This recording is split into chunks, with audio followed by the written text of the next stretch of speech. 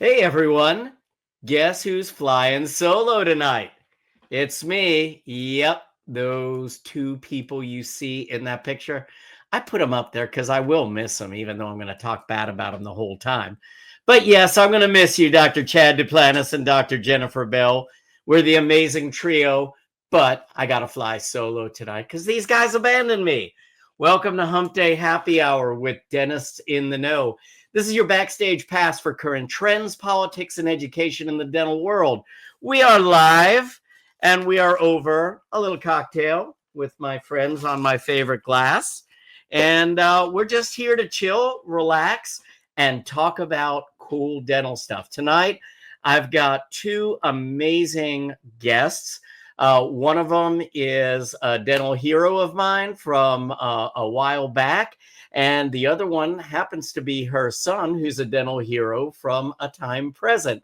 We have Rose and Jon Nierman with us, but we're going to make them hold on for just a couple of minutes because guess who's going to do banter and the news and everything by himself? It's going to be me. I'm sorry you got to hear it, but that's the way it is. Anyway, when the three of us are together, we are all dentists, we are all business owners, and we are all practicing dentists. So our job is to bring all of you in the know. So with that, where I want to start is I am freshly back from Germany, Cologne, where I was at the IDS meeting. I know most of you know this already, but this is probably one of the coolest dental meetings you'll ever attend.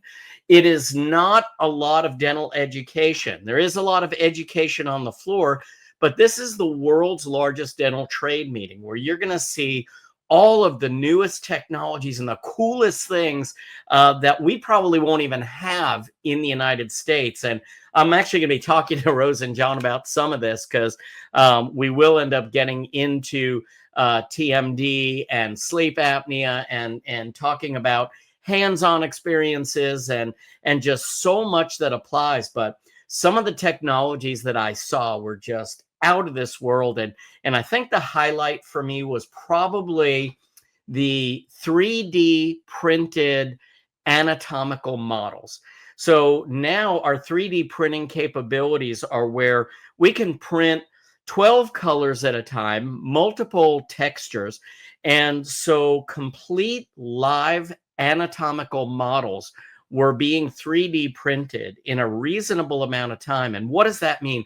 That means for like hands-on experiences now, we have every different bone type and we can put it in a true anatomical model with real, or not real gingiva, but what feels like real gingiva that actually bleeds when you cut it, that you can suture with the right bone type, and that will come from any CBCT that you choose. The rest of the anatomy can be placed there as well, as far as nerves. We can place blood vessels in there. It is just unbelievable, the technology. So I think we're going to end up moving away from, using like pig jaws when we place implants and having to find, heads, which are very expensive, hard to come by. And, the experiences are just so limited because of it. So that was one of the highlights there, but all the technology just blew me away. And thanks to our good friends at Evolve and Evolution Dental Lab, I kind of tailed around with them. I had a lot of my own contacts there, people that I've worked with in the industry for a while, but I actually got to see this one more from a laboratory perspective. And what a unique experience that was. So anyway, I encourage all of you, if you get the chance, please get to an IDS meeting in Cologne. The next one will be in 2027. So I got some sad news for you. I actually have to do the news tonight. So JB, I'm going to make you so sorry that you are not here because I'm going to try and do a little news segment. And I'm trying to actually produce this whole thing at the same time.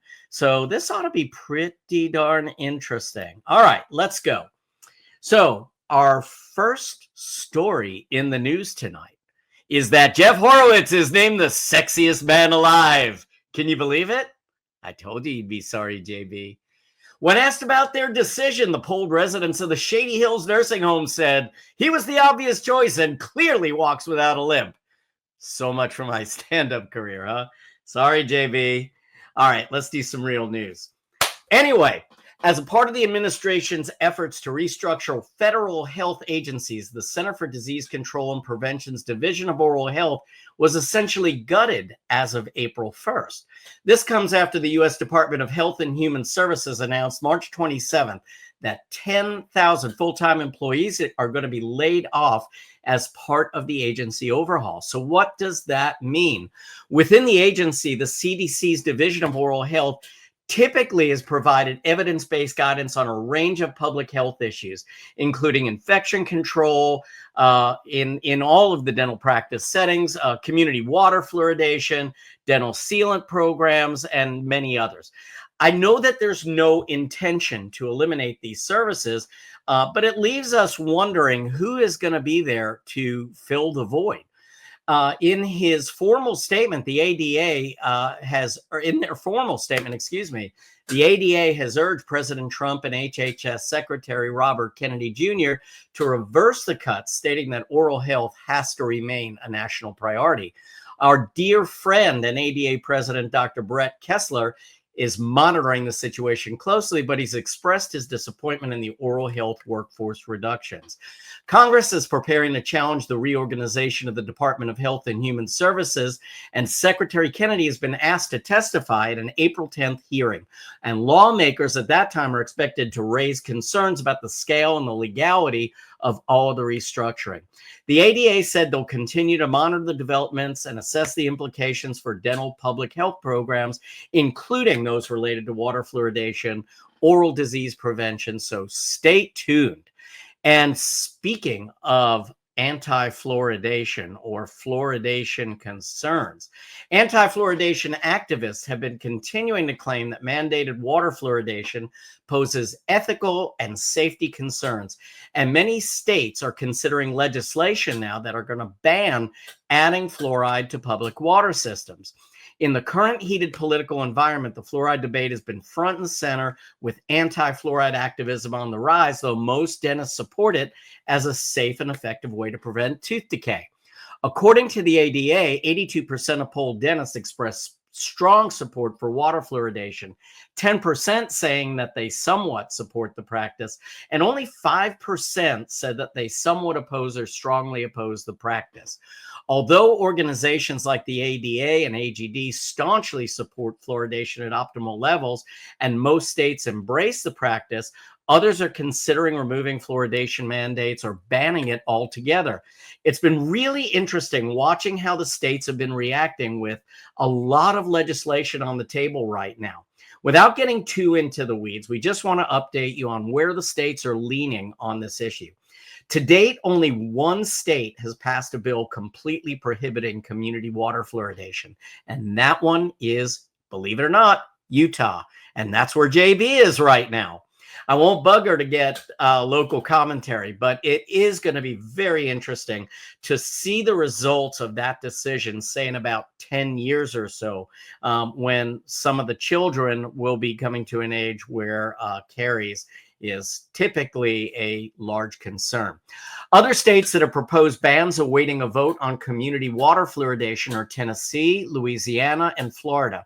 Meanwhile, a few states have proposed bills that would allow the practice to be optional, allowing local governments to decide, which to me at least is worth discussing. Those states are Nebraska, Kentucky, and Arkansas.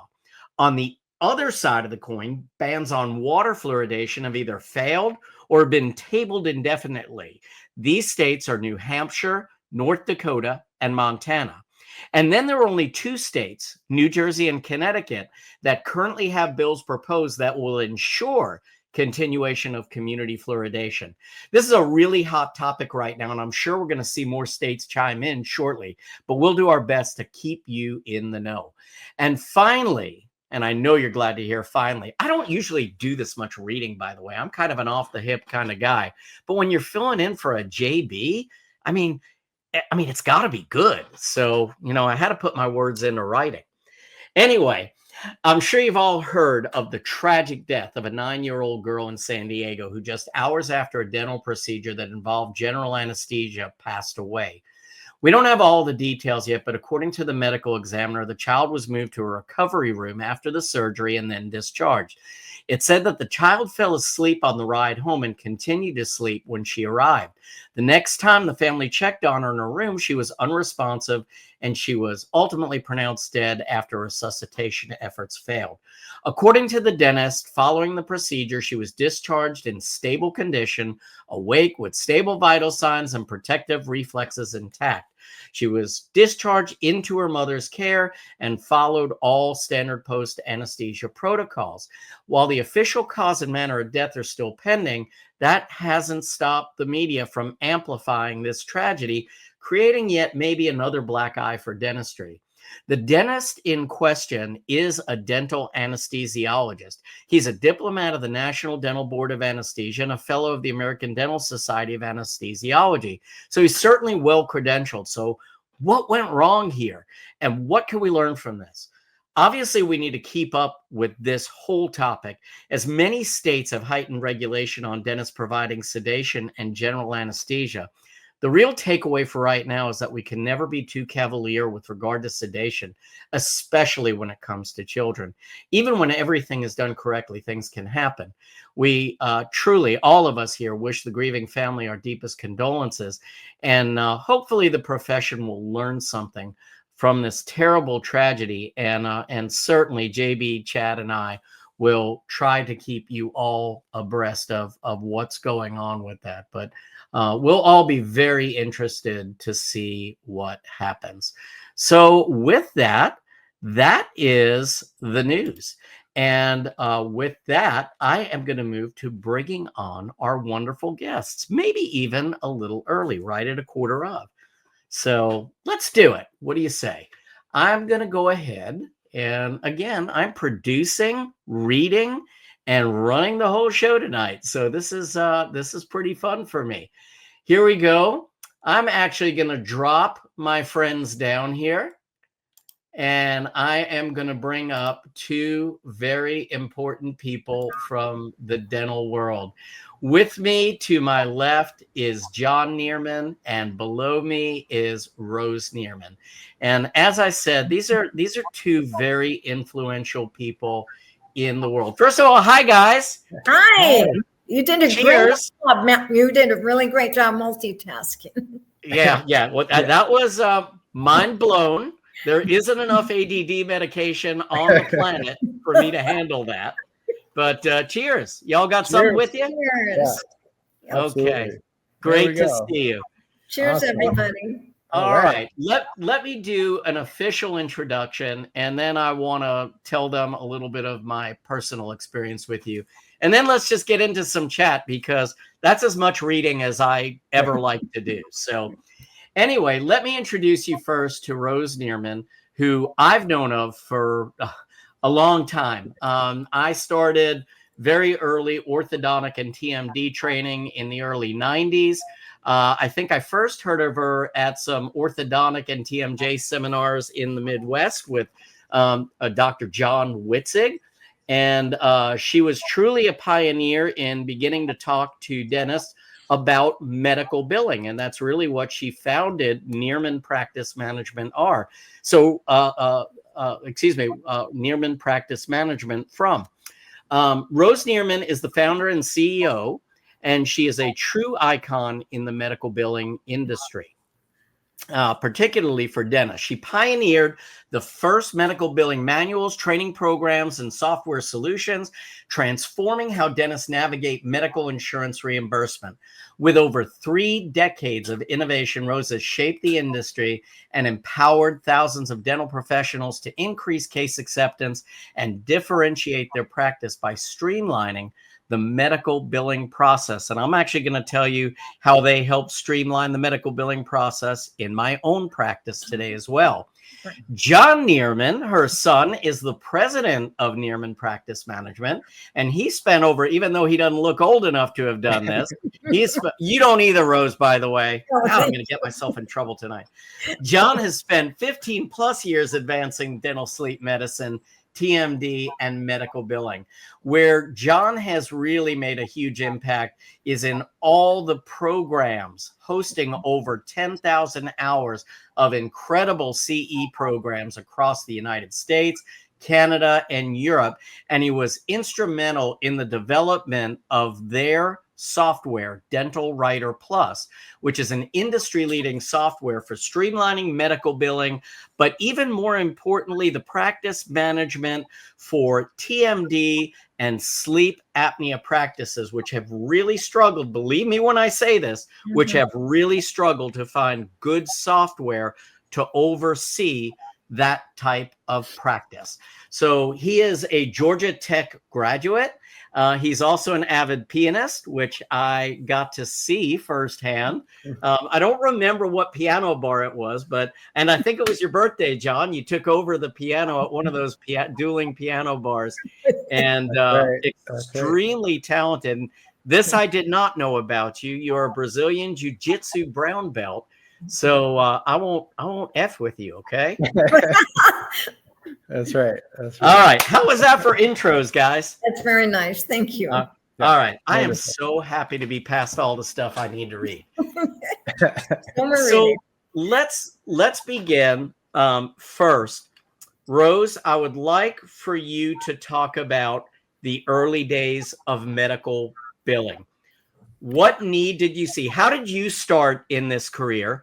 And then as you were attending these courses, what need did you see in the world of dentistry and orthodontics and TMD? And then how did you first address it? How did you get started? Well, great question. I actually worked in a dental office in South Florida. I'm from the Midwest. I'm from Indiana. But my husband and I moved to Florida. I worked for a dentist who was doing a lot of TMJ treatment and functional orthodontics as well.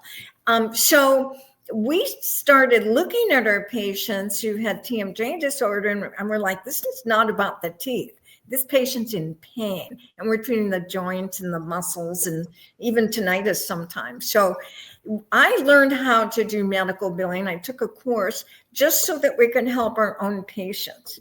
And from that, my dentist was one of the founding members of the AACP, American Academy of Craniofacial Pain. And so all his friends started calling me, and I'm like, oh, okay, this is something that, I can do as well. So I worked in the dental office and helped dentists bill medical for starters. And then it became full-time. So in how it evolved is, first I wrote a 300-page manual called The Complete TMJ Manager, everything about medical billing for TMJ. Then sleep came around, of course, so we have the sleep manuals. And I hate to, throw too many dates out there because it makes me feel old, but in the late 80s or about 1990, I had hired a programmer to do a software. And it was so far back enough that was DOS. But it was a great program. It really was a great program. DOS programs never broke down, though. No. I mean, they may have had some shortcomings, but they were stable, right? Zero support. Yeah. And so that's how I got started. It's just I've spent my entire adult life working with the dentist and loving it. So and then how did Nierman Practice Management grow from that? From the software? Yes. Oh, that made a huge difference. Yeah. Prior to that, there was no way they could. There weren't a lot of software programs out then in those days. There was really no way they could bill, except they did accept hand claims. So a lot of people were doing claims by hand. And it just took the company to a new level. My dentist would be calling and just thanking me, and how not only did it save them from all that administrative work, but it helped to grow that part of their practice, whether it be TMD or later on sleep. And so, just made a huge difference for the dentists that we work with. Yeah. And it made a large impact even in the sleep world almost right away when it came out. Absolutely. There was truly a need for a practice management program that was really geared to handle some of the medical concerns associated with sleep apnea and TMD concerns. And really none of the dental softwares were able to address that in any good way. So where does Jon fit into this picture? Tell us, Rose, how and when you decided to bring good old Jon into the fold. Well, he's kind of been involved in the company most of his life. When he was 5, we used to play the sticker game where he'd put stamps on envelopes. Slave labor, I like it. Yeah. But that aside, after he graduated from college, he said, I really just want to, come and work for the company. And I was surprised. It's not anything we'd really talked about. So he's worked really hard.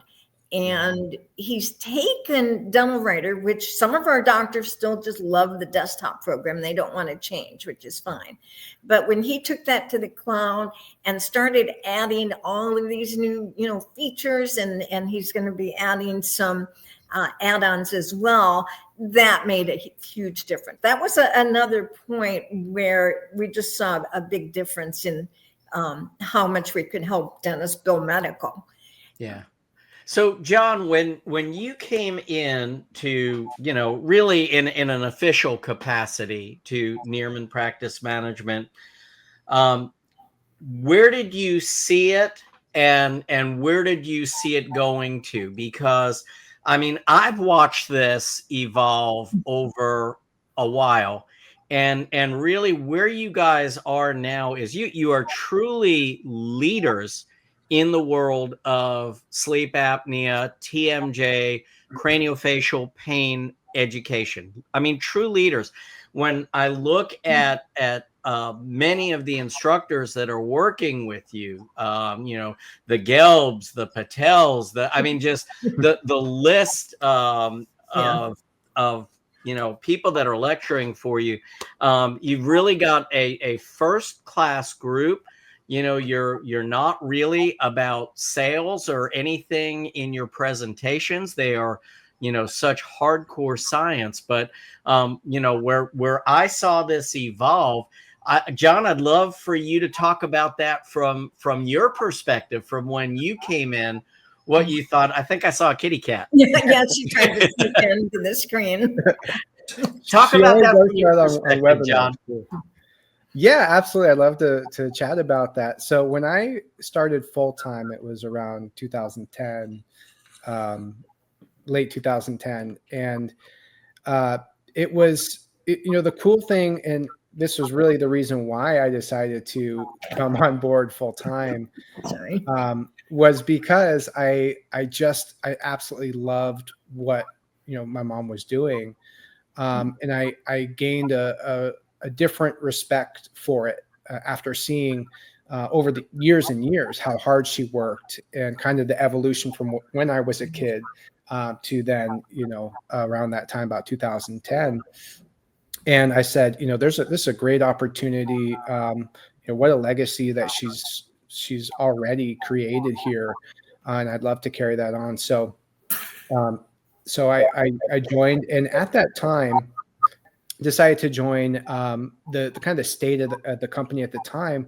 What's really cool is that, we, even at that time, we were already kind of at the top of the field because of what Rose, she started. She created the first, manual software, as you were talking about.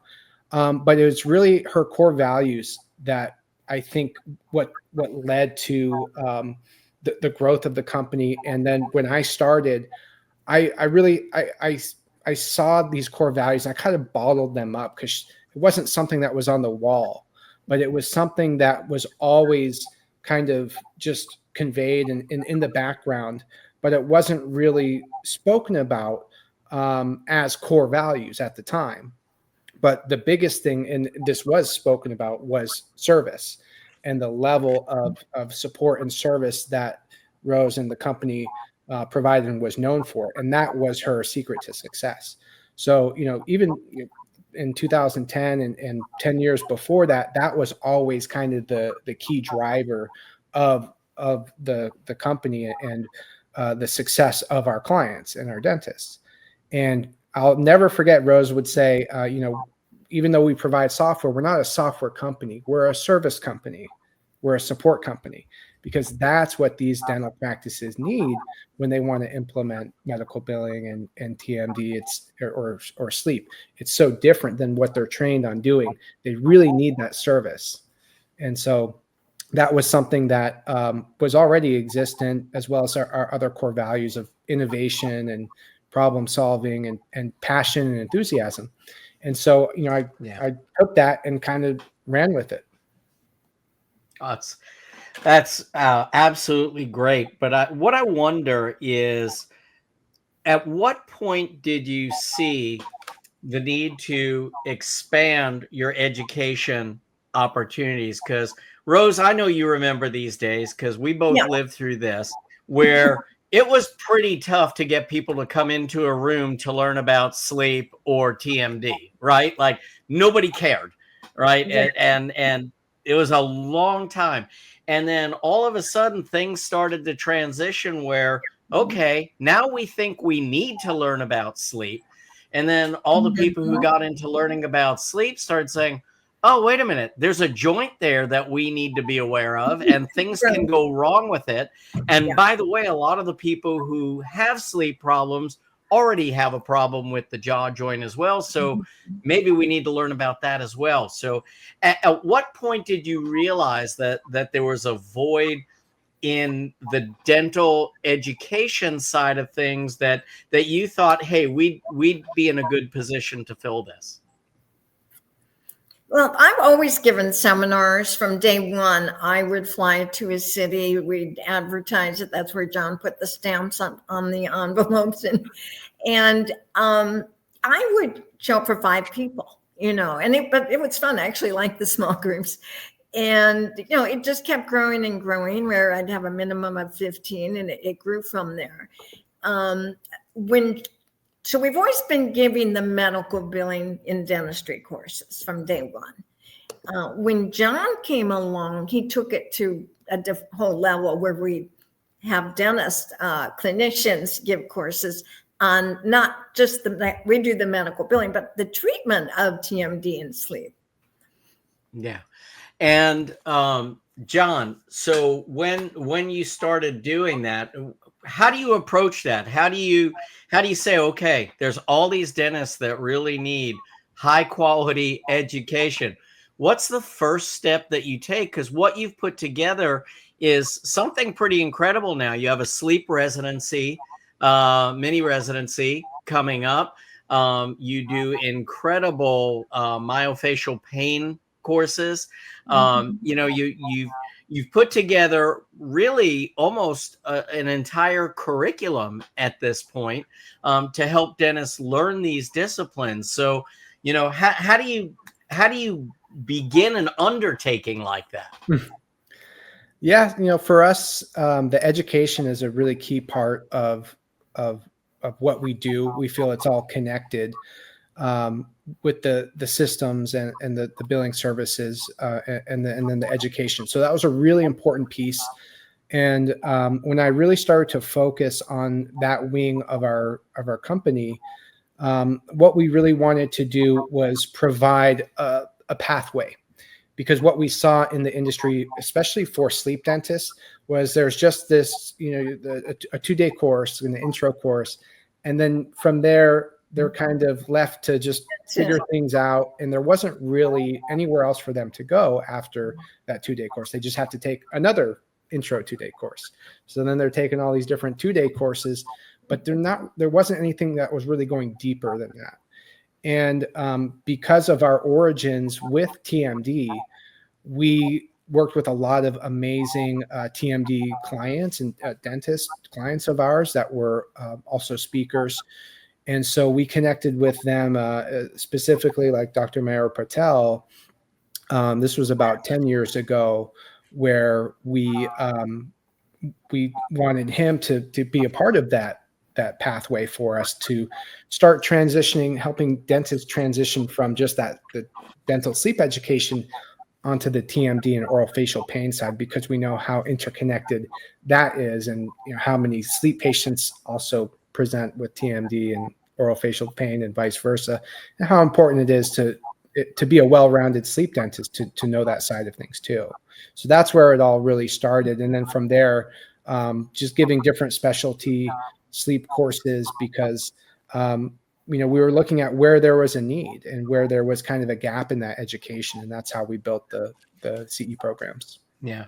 So you brought up a really good point that the way that a lot of dentists have gotten into sleep is typically through, a 2-day introduction course, and they get all pumped up and people show them, oh, here's how much money you're going to make, and you're going to be able to bill medical, and here's all the great stuff about treating sleep apnea. And then they get into the real world and they realize that medical billing is not that easy. And, there are a lot of companies that kind of jump in and partner and say, oh, we'll take it off your hands. We'll just charge you a percentage and you won't have to worry about a thing. And I've seen a lot of those companies come, and I've seen a lot of those companies go. And, I think that it's so important that when you get into this, and I'm speaking from experience now, because I've done this from every side.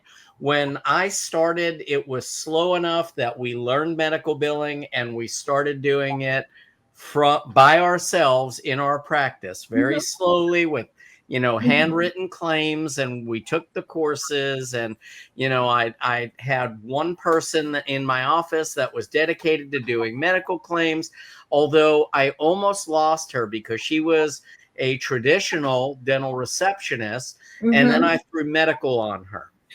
And all of a sudden, and I'm thinking, okay, well, this isn't that much extra, I'm not doing that much of it yet. But then you realize how much time there is spent on the telephone just trying to get pre-authorizations and trying to verify benefits. And now you're taking someone who's so valuable for your dental practice. Absolutely.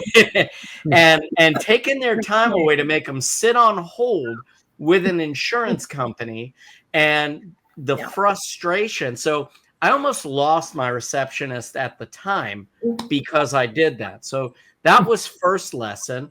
Other lesson was, okay, I'm going to take some of this responsibility away, and I'm going to find a company that doesn't charge too much, and says that they'll just let us know whenever they need something. And I'm just going to say that didn't work out so well either, because there has to be an open way for that line of communication to happen. And so full circle, I've probably been through 4 softwares right now, trying to work the sleep and TMJ side of the practice. I've been through multiple methodologies of trying to bill, and where I landed was where I should have been in the first place. It's okay. Chad brings his dogs on all the time. Okay. Yeah, we all love animals, so no worries there. But anyway, where I should have been for a long time, and where I finally landed was with y'all. I saw a practice management software that now a lot of that communication that was having to be over the phone and between the office and the medical billing company was all built right now into this software, that most of that information your billing team already has. And so if I could tell everyone out there how much time, and that's the most valuable thing we have in a dental office is time, how much time this has saved my team. and how much stress this has taken away. And openly, we are still in the early stages of this, and it's already done that. So where did you see the pain points in medical insurance billing for dentists, and how did you decide, the best way to address some of those pain points, Rose? Well, we found that there is a learning curve. When I first started, I would train dental practices in how to do it in-house. And we worked with hundreds of people who did that successfully. But again, you had to have the right person. If you have a medical person that doesn't have any dental experience, that can be kind of hard, and vice versa. So we still have quite a few practices that bill themselves through DentalWriter because it prints a claim form, it tracks everything. It can be used as a standalone for a sleep apnea/TMJ practice. But then I would say, what percentage, John, would you say that use the medical billing service? Maybe like 80%, and the other 20% bill on their own? I'd say over 80% now. Yeah. Mm-hmm. So there's almost all insurance companies have benefits for sleep apnea appliances. They just have it. On TMD, you were talking about the different state mandates. There's about, I think, 38 mandates now that TMJ has to be covered under medical as opposed to dental. So that's, I think, the best kept secret out there. Yeah. The TMD. So it can be kind of hard to do TMD because the codes are kind of kept a secret too. There's no real specific code, but we have a lot of success with the codes that the insurance does accept.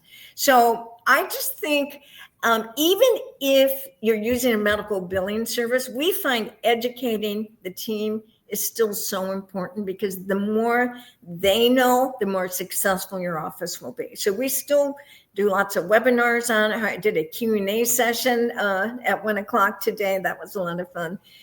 It just, holding people's hands and then being there for them. We have a great team. I think when we were at the meeting recently, you met some of our team. I think you'd great team. Yeah. And we just really have a good team. If I could add to that, I would say, and this, I'm going to steal this from Rose because she has a lot of mottos, but you've heard of location, location, location. When it comes to medical billing, it's documentation, documentation, documentation. And so that's really what we did with the systems, was to streamline the documentation that you need. That's part of the insurance policy criteria. And so setting up a repeatable system where you're checking off all the right boxes, making sure you're getting that information up front. That's another motto. It's what you do up front that counts and what makes the difference. So those are kind of the two things that DentalWriter Plus does. And that's what Rose figured out early on that was going to save so much time and headaches, is just having a repeatable system to generate the documentation that you needed. Yeah. And and tell me if you would agree with this, John, because it's interesting to hear that 80% are using the medical billing service in conjunction with DentalWriter Plus.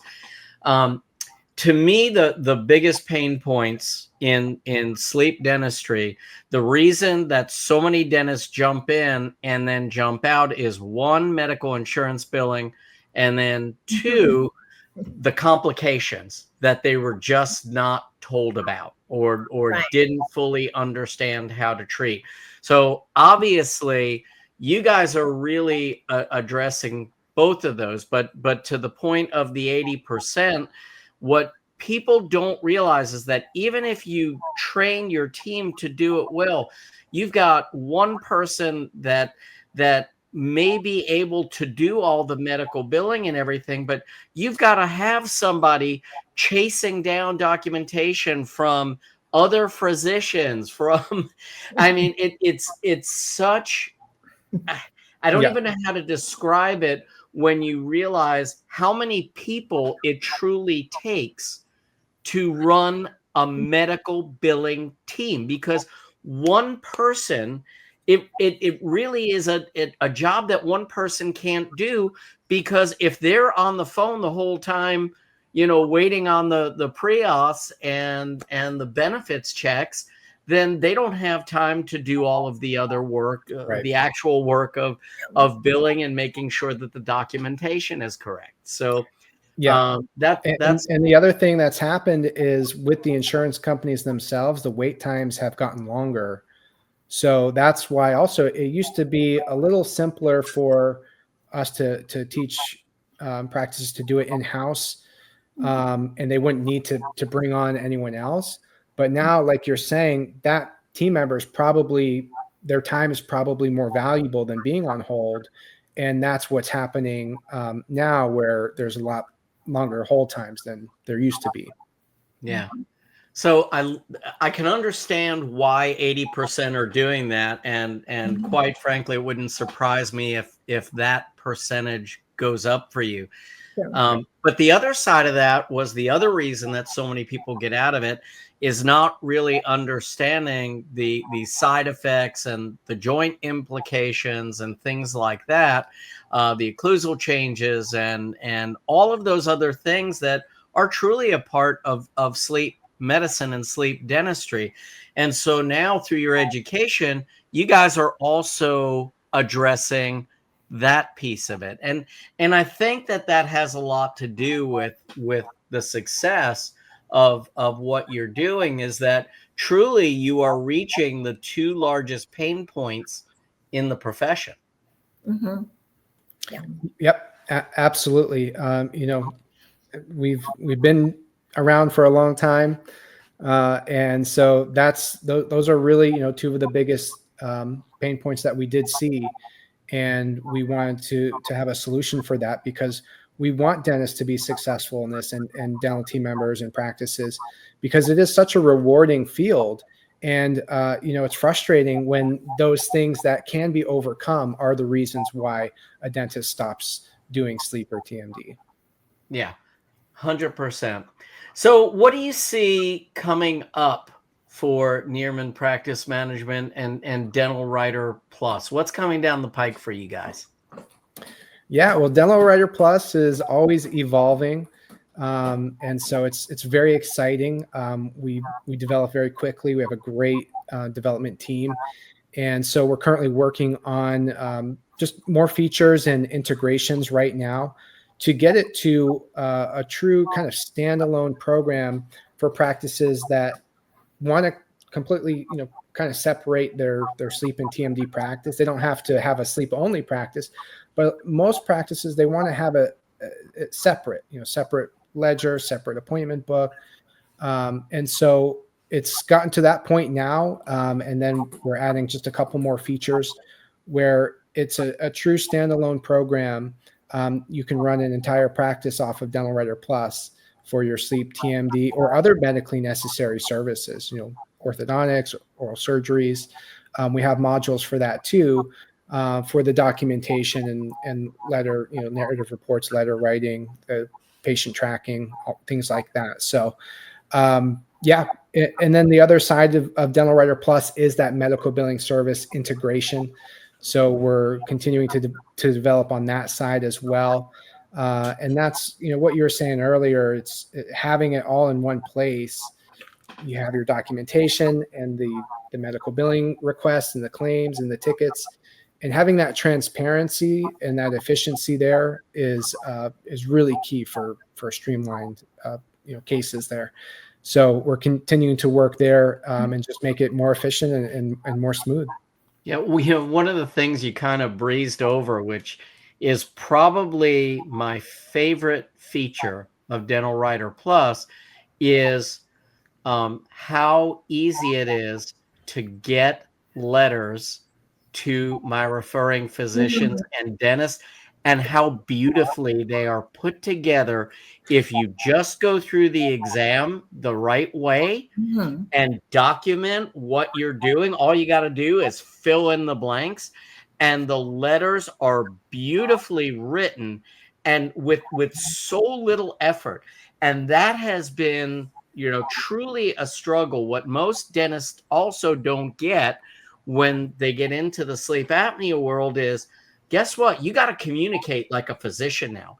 That means you need to be talking to their PCP. You need to be talking to their neurologist. You need to be talking to their pulmonologist. You also need to be talking to their general dentist if they're not coming to you for general dentistry, which is the case for me very often. So to be able to put letters together that easily and communications and reports together that easily, I think that's one of the great beauties. And then to be able to electronically send those right from there, it's been kind of mind blowing for me. And I'm like, what the hell have I been doing? Yeah. So, and that is not me blowing smoke. You guys have not sponsored this show. Like, that's not, like, No. that is just me saying thank you for putting together what I think is really the just an incredible piece of the puzzle that has needed to be there for a long time. Yeah, dental sleep medicine, there's so much about it is about collaboration. And you really can't practice on an island. You can't practice isolated. And the practitioners that do collaborate and they send those letters out, and they're even, calling and knocking on doors and making that effort. They're keeping their name in front of the medical community, in front of the other providers. Those are the ones that end up doing 10, 20 cases a month, Right. because of all the referral building that they end up doing. And so it's so important. And that's a big part of the education too, is just helping our practices get into that medical model with the communication and the narrative reports. Yeah, and that's a good point. A lot of dentists just struggle with making those relationships with physicians. And they call and they don't, the physician doesn't meet them for lunch. But what DentalWriter does is you can send, let's say it's a sleep questionnaire or a TMJ questionnaire. You send that to the patient and they register themselves and fill out the questionnaire and their chief complaints, their medical history, and all the symptoms that they're having. Then when the dentist does the exam, as you mentioned, you'll just plug in the exam findings and it generates a narrative report of medical necessity.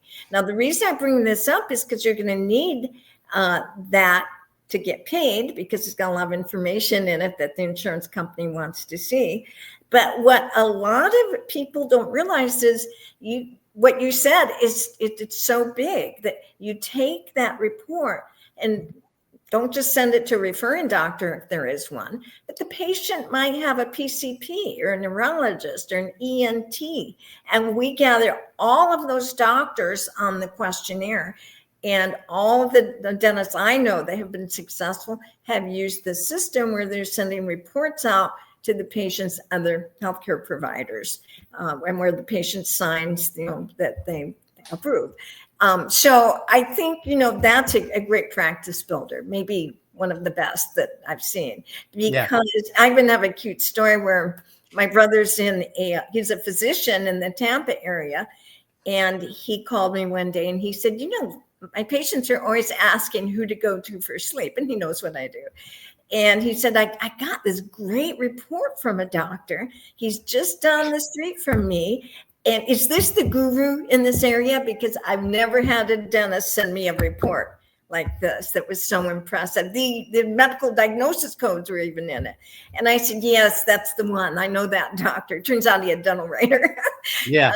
But that's how powerful it is. And then I got to call my doctor and say, hey, my brother's going to be referring you patients. So it's very, very powerful. Well, you absolutely hit the nail on the head, because that's what so many dentists will always ask is, I'm knocking on doors, and I'm trying to make lunch dates with all these people. And I'm like, don't force it. Do the work, see your patients, just what you said. Gather all the information, gather all of their healthcare providers, and then just start following up with them. Guess what?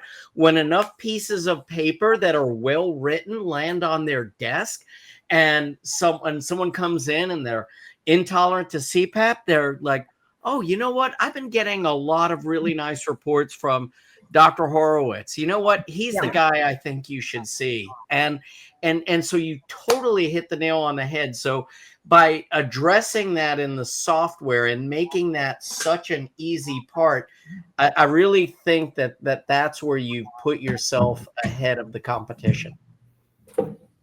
Thank you. Yeah, yeah. It's And so important. Oh, who do you have there, Jon? Oh, yeah, this is Gracie. Yeah. Oh, I should. She wanted to say hi too. Now I feel Very bad cool. that I knocked her out. Well, so tonight we're actually dog sitting Okay. 2 dogs. We have our dog, a Black Lab Maryland, and then we're dog sitting for my son, who is at a bachelor party actually in your area. And yeah, he has a Right, dachshund. Yeah. And then we have my sister-in-law's dog, who is a terrier dachshund mix, and that one is just wild.